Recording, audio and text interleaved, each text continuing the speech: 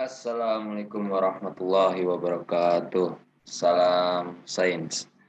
Alhamdulillah, alhamdulillah rabbil alamin wa bihi nasta'in wa ala umuri dunya waddin. Wassalatu wassalamu ala asrofil anbiya'i wal mursalin wa ala alihi washabihi ajmain amma ba'du. Sebelumnya selamat pagi semuanya anak-anak kelas 7 Imam Bonjol. Salam sehat untuk semuanya. Semoga kita semua selalu dalam lindungan Allah Subhanahu wa taala.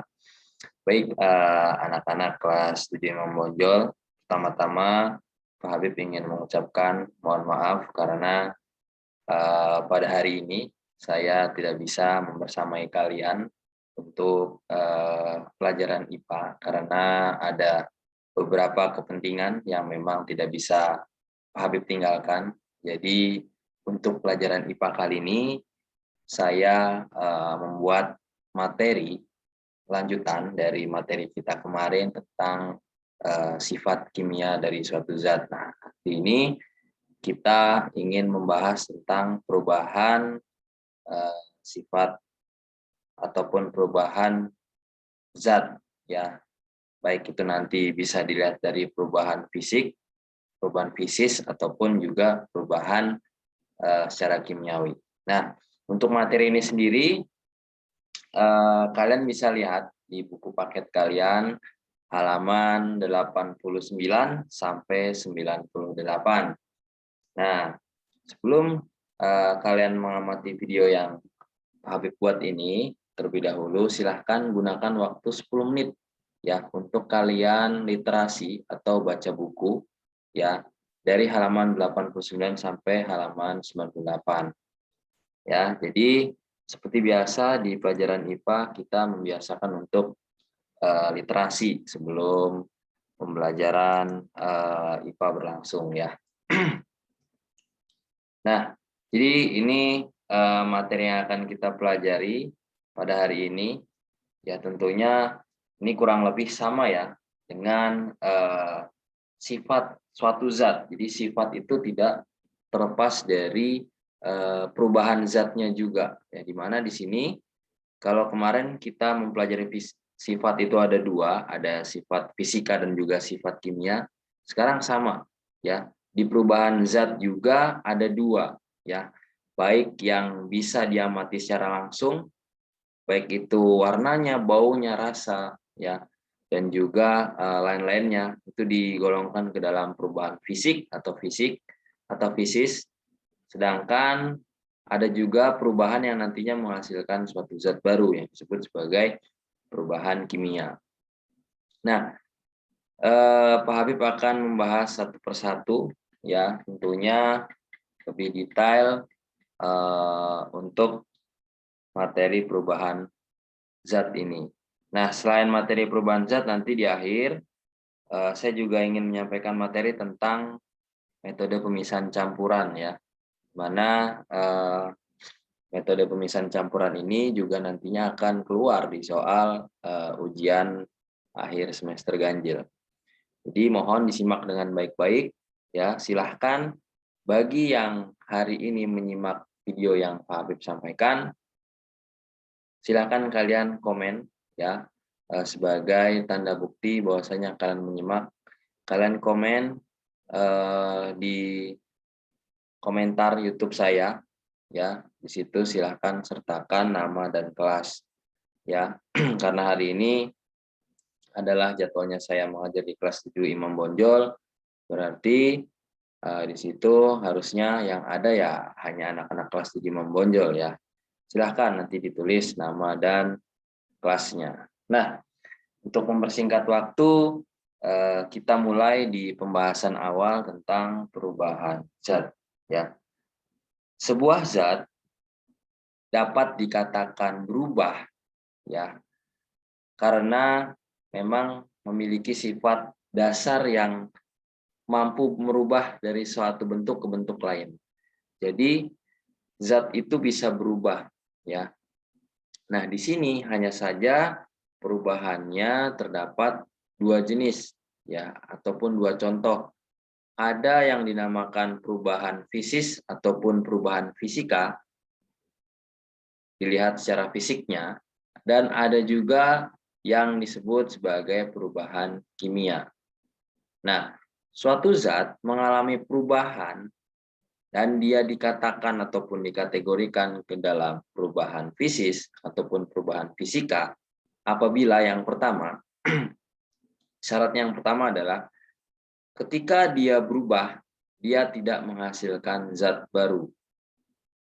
Ya, kemudian apabila dia berubah, ya, zat tersebut berubah, zat yang berubah itu akan bisa kembali lagi ke bentuk semula. Ya, itu untuk syarat sebuah zat dikatakan mengalami perubahan fisika. Nah, yang terakhir, biasanya di perubahan fisika ini sama seperti sifat fisika suatu zat, dapat diamati secara langsung melalui indera penglihatan kita, ya, ataupun bisa dirasakan menggunakan panca indera kita, ya, baik itu kita bisa membau, kemudian kita bisa mengecap, ya, merasa yang ada di lidah, kemudian kita juga bisa meraba, ya, merasakan halus, kemudian kasar. Nah, itu yang dinamakan sebagai perubahan fisik atau perubahan fisis dari suatu zat. Nah, di sini Pak Habib ingin menambahkan, ya, di mana kalau perubahan fisika atau perubahan fisis ini karena dia bisa kembali ke bentuk semula, maka dia dinamakan sebagai reversible. Ya, reversible ini adalah kemampuan suatu zat untuk kembali ke bentuk semula setelah dia mengalami perubahan. Reversible.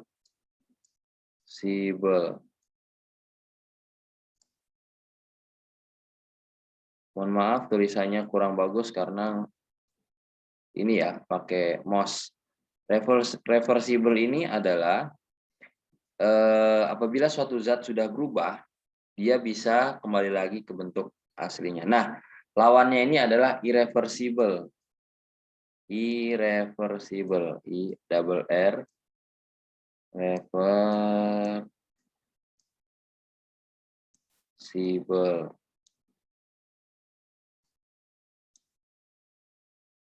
Nah, kalau irreversible ini adalah ketidakmampuan suatu zat untuk kembali ke bentuk semula ketika dia berubah. Ini biasanya ada pada perubahan kimia. Jadi gini, kalau irreversible itu tanda-tandanya adalah ketika suatu zat sudah berubah, ya, menjadi zat baru, dia tidak akan mungkin bisa kembali lagi ke zat awal atau ke bentuk semula. Contohnya adalah kayu yang sudah terbakar dan dia menjadi arang. Nah, arang itu nggak akan mungkin kan dia balik lagi menjadi kayu. Nah, itulah yang disebut sebagai sifat irreversible. Ataupun contohnya ada pada diri kalian sendiri. Ya, kalian sekarang sudah sama-sama memasuki fase remaja awal, ya, di mana kalian semua sekarang sudah balik. Nah, kalian kan nggak akan mungkin kembali lagi ke masa-masa di mana kalian seperti anak kecil dahulu. Nah, nggak akan mungkin. Jadi, kalian juga bisa disebut sebagai perubahan kimia karena pertumbuhan kalian dari kecil sampai besar, nah itu nggak akan, ketika sudah besar nggak akan bisa kembali lagi menjadi kecil. Nah, sekarang contoh-contohnya banyak sekali anak-anak, di mana di sini ada banyak sekali, ya, contoh dari perubahan fisika. Yang pertama, warna, bau, dan rasa. Ini ketiga ini bisa kita golongkan ke dalam perubahan wujud, ya. Nah, di buku paket kalian di halaman 91 ataupun 92 itu bisa kalian lihat di situ, ya, ada segitiga perubahan wujud zat, ya, di mana di situ ada cair, gas, kemudian atasnya cair, padat, gas. Nah, di situ ada tanda panahnya ya. Kalian bisa lihat di buku paket kalian, mana di situ perubahan dari zat cair ke padat ya akan terbentuk suatu zat yang membeku, kemudian kebalikannya kalau dari padat ke cair akan membentuk suatu zat yang mencair, kemudian hubungan antara zat cair ke gas ya. Apabila zat cair berubah menjadi gas, berarti dia akan mengalami proses penguapan. Sebaliknya, ketika zat gas ke zat cair, dia akan mengalami proses pengembunan. Dan juga kalian bisa lihat di sebelah kanannya ya, di atas dan di sebelah kanan hubungan antara zat gas dengan zat padat ya. Di situ ada menyublim. Jadi tadi contoh-contoh yang segitiga perubahan zat itu merupakan perubahan fisika karena bisa kita amati secara langsung menggunakan indera penglihatan kita, dan juga di situ bersifat reversible tentunya ya. Dia bisa kembali lagi ke bentuk semula. Ataupun contohnya gini, kalau misalkan reversible itu ketika kita memotong pohon. Nah, di situ kita dapati sebuah kayu. Nah, kayu itu kita rubah menjadi meja ataupun kursi. Nah, kayu kita rubah menjadi meja ataupun kursi, dia memang secara bentuk berubah, tetapi dia tidak akan menghasilkan zat baru. Oleh karena itu, perubahan tersebut juga dinamakan atau bisa dikategorikan atau bisa digolongkan ke dalam perubahan yang bersifat reversible. Kemudian di perubahan fisika juga terdapat kerapatan ya, titik didih, sama ini seperti yang kemarin Pak Habib sampaikan di pekan lalu ya. Ada titik lebur, daya hantar listrik, kemagnetan, kelarutan, dan kekerasan ya. Kurang lebih pengertiannya sama dengan yang Pak Habib sampaikan di pekan lalu ya. Sedangkan sekarang kita ke perubahan kimia anak-anak. Di sini perubahan kimia memiliki pengertian sebagai perubahan suatu zat yang apabila dia sudah berubah, dia tidak akan bisa kembali lagi ke zat semula. Dan biasanya kalau dia sudah mengalami perubahan itu menghasilkan zat baru.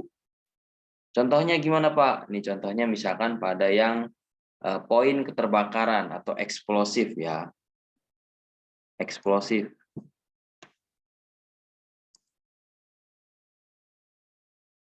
Oke, misalkan pada eksplosif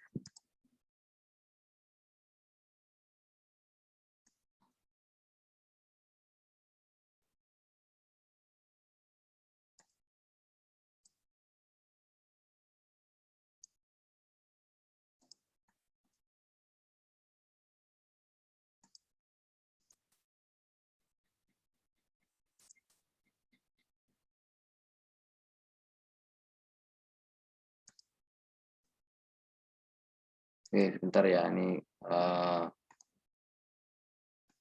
misalkan pada keterbakaran ya, contohnya tadi kalau kayu yang semula-mulanya itu dia tidak terbakar, begitu dia terbakar, dia akan menghasilkan sebuah arang. Nah, arang itu dia tidak akan mungkin bisa kembali menjadi kayu lagi. Nah, biasanya pada saat proses pembakaran itu dia akan menghasilkan zat baru. Ataupun contoh lainnya adalah bahan bakar ya, BBM yang dibakar pada saat kendaraan bermotor kalian nyala. Nah, itu kan awalnya dari zat cair. Ketika dia dimasukkan ke dalam motor, di situ dirubah dari zat cair dirubah menjadi zat gas ya, dikeluarkan melalui knalpot. Nah, di situ jadilah asap kendaraan bermotor. Nah, nggak mungkin kan asap kendaraan bermotor itu bisa kembali lagi jadi bensin yang kalian isi pas di awal. Nggak akan mungkin. Nah, di situ telah terjadi reaksi pembakaran. Nah, itu atau contoh itu yang disebut sebagai perubahan irreversible. Tadi ya, sudah saya hapus sih. Irreversible atau perubahan yang tidak dapat kembali ke bentuk semula. Nah, tadi kalau di fisik itu bisa kembali ke bentuk semula, selain itu tidak menghasilkan zat baru, kalau yang ini menghasilkan zat baru. Ya. Nah, selain keterbakaran ada pengkaratan dan juga ada kereaktifan dan juga kestabilan. Ya. Nah, perkaratan ini contohnya juga sudah saya sampaikan di pekan kemarin. Ya, misalkan saya contohkan Mas Valen ya. Mas Valen di situ menaruh sepedanya di lapangan. Nah, selang beberapa jam yang mula-mulanya lapangan itu dalam keadaan panas, setelah berapa jam itu kemudian tiba-tiba turun hujan. Nah, di situ Mas Valen membiarkan sepedanya terkena air hujan. Nah, setelah hujan berhenti, Mas Valen ngambil sepedanya nih dan dia nggak ngelap sepedanya. Akhirnya sampai keesokan harinya sepedanya Mas Valen muncul berkat bercak-bercak pengkaratan pada besi. Nah, itu reaksi karat yang ditimbulkan antara pencampuran air hujan dan besi itu merupakan salah satu perubahan kimia. Ya, kan nggak mungkin besi yang sudah berkarat bisa kembali lagi menjadi halus seperti di awal, kan nggak mungkin. Ya, itulah pembahasan singkat mengenai perubahan fisika dan juga perubahan kimia. Kurang lebih sama dengan apa yang saya sampaikan di pekan lalu ya. Selanjutnya saya sedikit ingin membahas tentang metode pemisahan campuran ya, ada di sini. Nah, ini metode pemisahan campuran di sini contohnya ada 4 ya. Di mana pertama di sini ada filtrasi ataupun penyaringan, kemudian yang kedua ada destilasi, penyulingan, yang ketiga ada kromatografi, dan keempat ada kristalisasi. Kita bahas satu persatu dari yang penyaringan terlebih dahulu atau filtrasi. Nah, jadi ketika kita berbicara tentang memisahkan suatu campuran, campuran itu kan adalah sebuah larutan, misalkan di dalam larutan terdapat beberapa komponen-komponen penyusun, dan ceritanya dia ini ingin dipisahkan ya antara komponen penyusun yang satu dengan komponen penyusun yang lainnya. Nah, tentunya ketika kita ingin memisahkan campuran, kita tidak serta-merta menggunakan metode yang asal-asalan. Ya, di dalam sains dipelajari ada beberapa metode pemisahan campuran yang bisa kita ketahui. Nah, yang pertama filtrasi. Ya, filtrasi ini sangat umum dan banyak sekali orang awam gunakan. Ya, di mana pada saat proses penyaringan ini ada zat yang terlarut, zat yang ikut terlarut, ya, zat yang ikut terlarut, dan ada zat yang tidak ikut terlarut. Kalau zat yang ikut terlarut, ya, itu namanya filtrat, dan zat yang tidak ikut terlarut itu namanya residu atau ampas.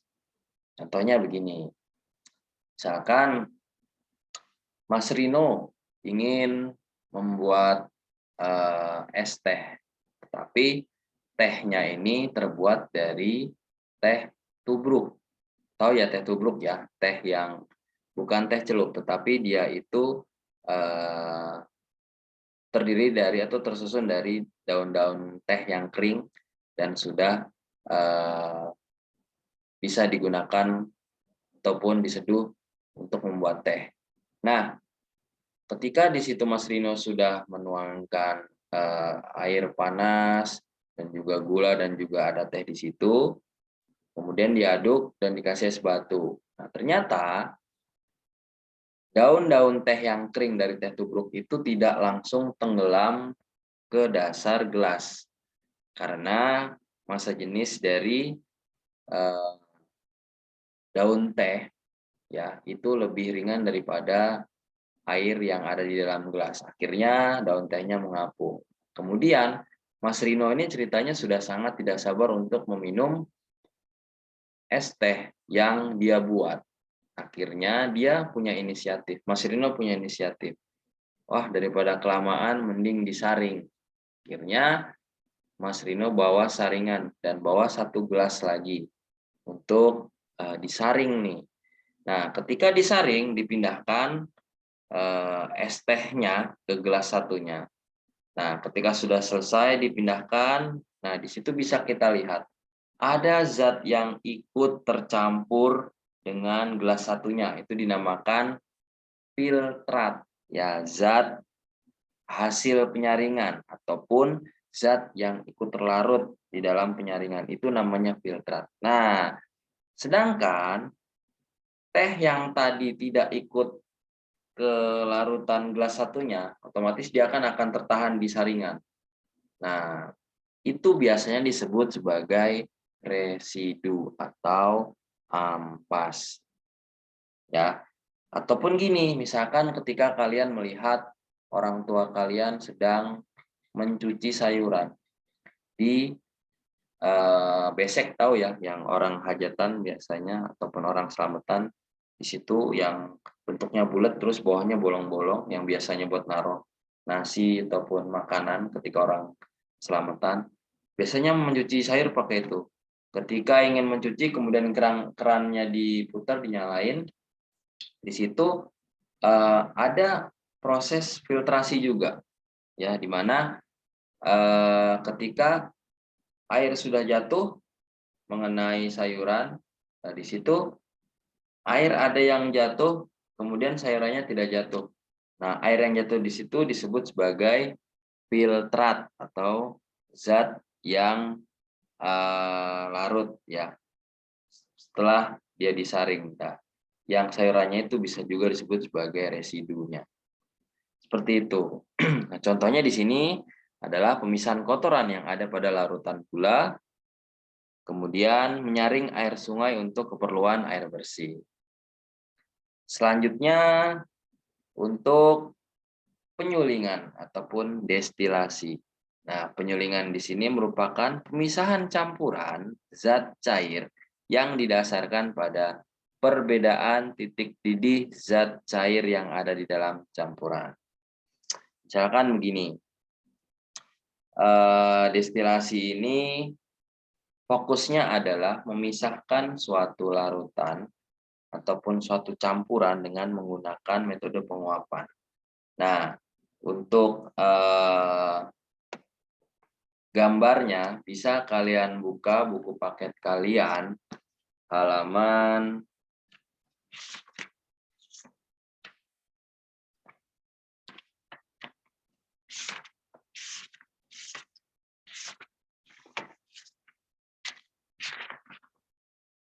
120. Nah, di situ ada tabung distilasi di mana ketika kita ingin memisahkan suatu campuran, tentunya di sini zat cair ya, karena istilah penyulingan itu sangat akrab sekali dengan zat cair. Misalkan air sungai yang disuling, nah, itu untuk mendapatkan air yang bersih. Nah, jadi metodenya adalah dengan cara memanaskan air yang kotor itu, kemudian uap air yang kotor itu ketika mendidih dia akan naik ke atas. Nah, uap air itu akan ditampung di sebuah pipa. Nah, ketika di situ sudah tertampung, dia akan uap air tadi lama-kelamaan kan menempel pada dinding-dinding kaca. Nah, setelah menempel dia akan berubah lagi. Dia akan berubah lagi menjadi air. Nah, airnya di situ bisa kalian lihat di halaman 120 ya di gambarnya. Dia akan keluar ya secara perlahan-lahan dengan satu tetes, satu tetes, satu tetes. Nah, air yang keluar tersebut ya di dalam metode ini disebut sebagai destilat atau hasil dari destilasi. Sedangkan zat sisa yang tertinggal di dalam labu yang dibakar tadi itu dinamakan sebagai ampas atau residu. Sama. Ya.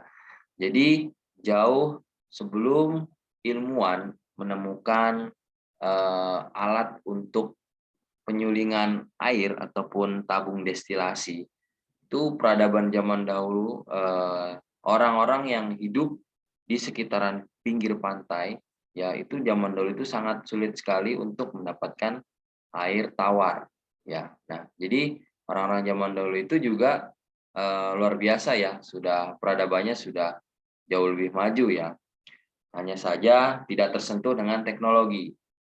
Jadi masih manual, tidak pakai alat. Jadi mereka untuk mendapatkan air tawar itu dia melakukan proses penyulingan air laut.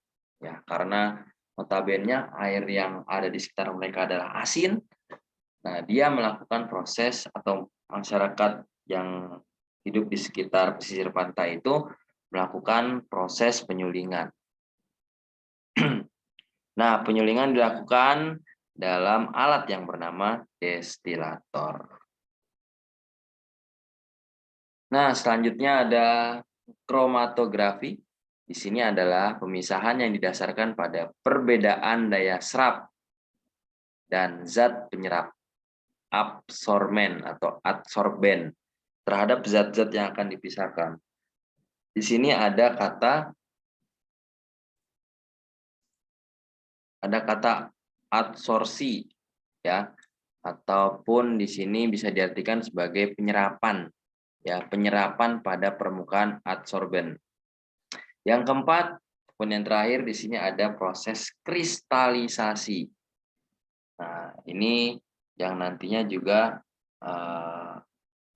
ada di soal ulangan akhir semester ya. Jadi metode pemisahan campuran ini dilakukan untuk memisahkan campuran padat dan cair dengan cara menguapkan zat cairnya. Contohnya adalah ketika kita ingin membuat garam secara manual dari air laut, menggunakan air laut. Jadi gini, para petani garam, ya saya contohkan, misalkan para petani garam yang dia hidup di ataupun tinggal di pesisir pantai. Nah, mula-mula untuk mendapatkan atau menghasilkan atau membuat garam, ya para petani garam ini membuat sebuah tambak. Nah, di situ taruhlah tambaknya itu ukurannya sebesar kelas kalian. Setelah di situ dibuat tambak kotak gitu ya, ukuran kelas kalian, kemudian di tambaknya itu diberikan sebuah alas berupa terpal, ya, diberikan alas terpal dulu. Nah, setelah diberikan alas, kemudian di situ para petani garam akan menuangi daerah yang diberikan alas terpal tadi dengan air laut. Jadi dituangin air laut. Setelah dituangin air laut, semua semua daerah sudah terkena ataupun diisi oleh air laut. Kemudian petani tersebut menunggu sekitar 5-6 hari. Nah, setelah 5-6 hari di situ terdapat perubahan. Ya, mula-mula tambak garam yang di situ ada air lautnya, setelah 5-6 hari di situ air lautnya sudah hilang. Hanya menyisakan butiran-butiran garam dan juga butiran-butiran pasir dari air laut. Kenapa Pak? Kok bisa zat cairnya atau air lautnya itu hilang? Nah, ini bukan sulap, bukan sihir, karena ada proses penguapan, ya. Jadi zat cair ataupun air laut yang ada di tambak garam tersebut, airnya itu menguap setelah terkena sinar matahari. Nah, pada saat menguap, di situ air laut meninggalkan butiran-butiran garam. Nah, dan yang terangkat itu hanya uap airnya saja, ya. yang terangkat hanya uap airnya saja, sehingga di situ telah terjadi pemisahan campuran secara kristalisasi. Nah, butiran garam yang tidak ikut menguap tadi, di situ akan mengendap di dalam tambak tersebut ya, dan akhirnya lama-kelamaan tambak tersebut yang dialasi oleh terpal bisa mengering. Nah, setelah itu para petani bisa mengumpulkan ataupun memilah-milah garam dan memisahkan garam dengan pasir-pasir yang ada di sekitar tambak tersebut. Nah, jadi itu sekilas cerita untuk cara pembuatan garam tradisional yang tentunya itu sampai sekarang pun masih ada anak-anak di sekitar pesisir pantai. Nah, ada lagi membuat gula tebu dari cairan tebu. Jadi misalkan ketika kita melihat gula pasir ya, yang kita lihat banyak kita jumpai sekarang ini yang berbentuk seperti kristal, itu awalannya adalah terbentuk dari sebuah zat cair ya, zat cair dari air tebu. Nah, dari air tebu tersebut sama ya prosesnya, di situ ada proses pengkristalan. Jadi dirubah dari air menjadi gumpalan-gumpalan gula. Nah, jadi awalnya sebelum jadi gula pasir yang halus ya, yang kalian bisa jumpai dalam kehidupan sehari-hari, itu awalnya ketika terjadi perubahan dari air tebu menjadi gula, itu awalnya gulanya itu seperti endapan besar, seperti kayak gula batu. Nah, seperti itu. Jadi dari gula batu itu nanti dihaluskan lagi sampai akhirnya di situ terbentuklah butiran-butiran gula pasir, seperti itu. Ya, jadi pada metode ini intinya memisahkan campuran antara zat padat dengan zat cair dengan cara menguapkan zat cairnya. Jadi zat cairnya yang dihilangkan. Nah, setelah dihilangkan, di situ terlihat endapan-endapan dari partikel-partikel yang ingin kita pisahkan. Baik, mungkin seperti itu anak-anak materi yang Pak Habib sampaikan. Apabila terdapat kekurangan dalam penyampaian yang Pak Habib sampaikan, mohon dimaafkan ya. Insya Allah pekan depan kita bertemu ya. Kita akan membahas tentang kisi-kisi untuk ulangan akhir semester ganjil. Baik, seperti itu dulu materi yang Pak Habib bisa sampaikan. Semoga bermanfaat. Mari kita tutup untuk materi ini dengan membaca hamdalah. Alhamdulillahirabbil alamin. Pak Habib cukupkan. Wabillahi taufiq wal hidayah. Wassalamualaikum warahmatullahi wabarakatuh. Salam sains.